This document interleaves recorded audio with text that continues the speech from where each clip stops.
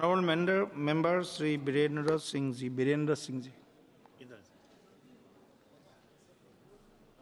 धन्यवाद अध्यक्ष महोदय। आज मैं समाजवादी पार्टी की तरफ से वाहन पत्र विधेयक 2024 पर बोलने के लिए खड़ा हुआ हूं। समुद्री जलमार्ग निश्चित रूप से आयात और निर्यात का एक अच्छा साधन है और केंद्र सरकार का एकाधिकार होने के कारण और राज्य सरकार को कोई विशेष उसकी सहभागिता नहीं रहती है। जल परिवहन पोर्ट हमारी आर्थिक स्थिति को बढ़ाने का बहुत महत्वपूर्ण साधन है और जिसपे आयात और निर्यात करने वाली एजेंसियों के माल की सुरक्षा, माल ढुलाई और उनको देश विदेश से आयात और निर्यात करने के लिए इतनी सस्ती परिवहन सेवा संभवतः जो है देश में नहीं है। हम चाहते हैं कि जो विधेयक लाया गया है उस विधेयक में व्यापारियों के माल के सुरक्षा की गारंटी हो, डैमरेज और वारफेज चार्ज जो पोर्ट पे लिए जाते हैं उसके बहाने जो व्यापारियों का शोषण होता है वो शोषण को कम किया जाए और उसका सरलीकरण किया जाए और जो माल डैमेज हो जाते हैं इंश्योरेंस कंपनियां उस डैमेज माल का मुआवजा भी वो देने से कतराती हैं। तो मैं सरकार से कहना चाहता हूं कि जो विधेयक लाया गया है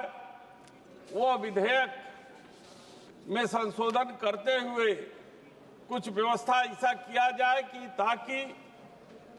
इंश्योरेंस कंपनियां समय पर व्यापारियों के उनके डैमेज का भुगतान समय सीमा के अंतर उपलब्ध करा दे। हमारा जनपद वाराणसी है उत्तर प्रदेश में, सरकार ने फैसला किया है कि गंगा में जल परिवहन के द्वारा यात्री के आने जाने की सुविधा और साथ ही साथ माल ढुलाई के साधन भी हम वहां उपलब्ध कराएंगे ताकि परिवहन भाड़ा कम होने से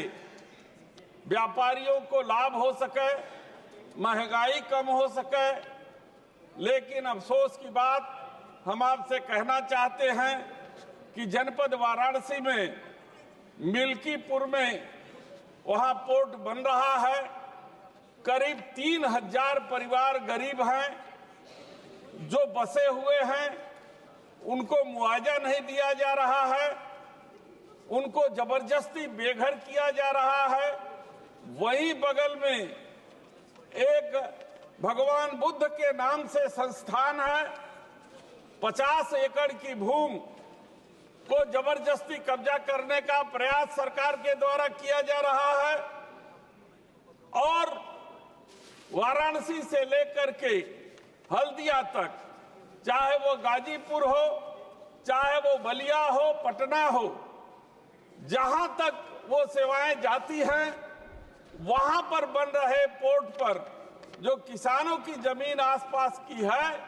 जहां सड़क जो बन रही है उनको ठीक तरीके से मुआवजा जो है नहीं दिया जा रहा है। वाराणसी में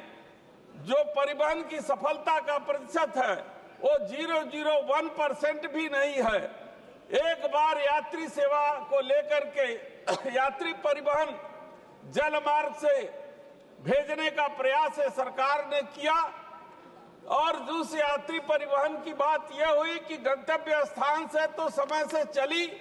बहुत ही माला फूल और बाजे गाजे के साथ उस यात्री पोत को रवाना किया गया, लेकिन हर जगह जाते जाते गंगा नदी में इतना बालू का गाद है कि वो फंस जाती थी। फिर वहां से डोजर लगा करके किसी तरीके से जैसे पीछे से ठेल करके आगे बढ़ाया जाता था, फिर आगे जा करके जो है बलिया में फंस गई, फिर आगे जाकर के वो पटना में फंस गई। अंततः जो यात्रा 15 दिन में खत्म होनी थी, वो यात्रा करीब 1.5 महीने बाद जो है अपने गंतव्य स्थान पर पहुंच सकी। मैं जानता हूं कि माननीय प्रधानमंत्री जी का ये सपना है कि बनारस से जल परिवहन सेवा को शुरू किया जाए। इसलिए मैं आपके माध्यम से माननीय प्रधानमंत्री जी से अनुरोध करना चाहता हूं कि वहां आवश्यक धन उपलब्ध करावें, ताकि गरीबों को मुआवजा मिल सके, ताकि गंगा को और गहरा किया जा सके, ताकि वो परिवहन सेवा ठीक तरीके से अपने गंतव्य स्थान पे चल सके। पानी गंगा में नहीं रहता है, सिंचाई के पंप स्टेशन बंद हो जाते हैं, किसानों की सिंचाई नहीं हो पाती है, गर्मी के दिनों में लोगों को पानी नहीं मिल पाता है। तो कल्पना कीजिए कि ऐसे स्थिति में जो है जल परिवहन सेवा कैसे वहां चलाई जा सकती है। इसलिए मैं आपसे इस विधेयक पर अपनी बात रखने के लिए आया हूं कि आप आवश्यक धन उसके लिए उपलब्ध कराइए, और जो मैंने पहले कहा कि जो आयात और निर्यात करने वाले व्यापारी हैं उनका शोषण न हो सके,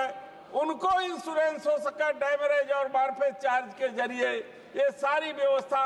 आप करें ताकि ये सस्ती परिवहन सेवा देश को उपलब्ध हो सके। मैं माननीय अध्यक्ष जी को धन्यवाद देते हुए अपनी बात को समाप्त करता हूं। आज दिनांक 10 मार्च को थाना बिजनौर पुलिस को लगभग 8 बजे यह सूचना मिली कि जितेंद्र प्रताप भदौरिया नामक एक व्यक्ति जो कि आलमबाग में मोती महल रेस्टोरेंट